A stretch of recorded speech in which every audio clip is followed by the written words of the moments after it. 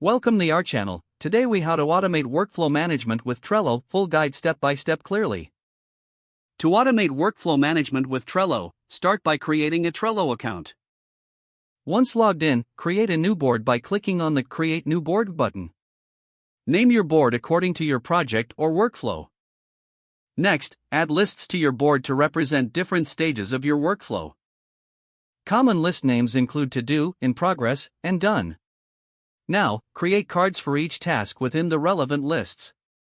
On each card, provide a clear title and a description. You can add due dates, labels, and checklists within the card for better organization. To set up automation, click on the Automation button located at the top of your board. Choose Butler from the automation options. In Butler, you can create commands to automate tasks based on triggers. Select a trigger, such as when a card is moved to a specific list. Next, choose the action that should occur, like adding a due date or moving another card. Save your command after confirming the desired trigger and action. You can create multiple commands to handle various scenarios within your workflow. To see how your automation is working, test the triggers by moving cards and monitoring the results. Check the History tab in Butler to review the actions that were executed. This will help you refine your automation as needed. Consider using Trello Power UPS for additional functionalities.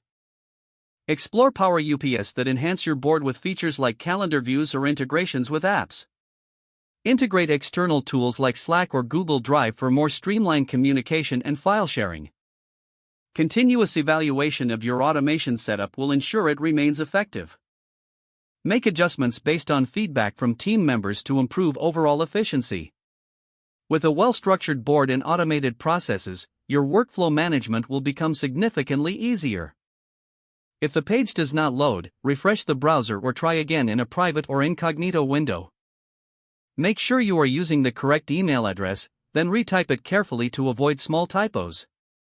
If your password is not accepted, use the reset option and create a new strong password you can remember. Check your spam folder for verification or security emails, then complete any requested confirmation steps. Enable two-factor authentication if available to improve account security and reduce unauthorized access risk. Don't forget to like this video and subscribe to our channel for more step-by-step tech guides.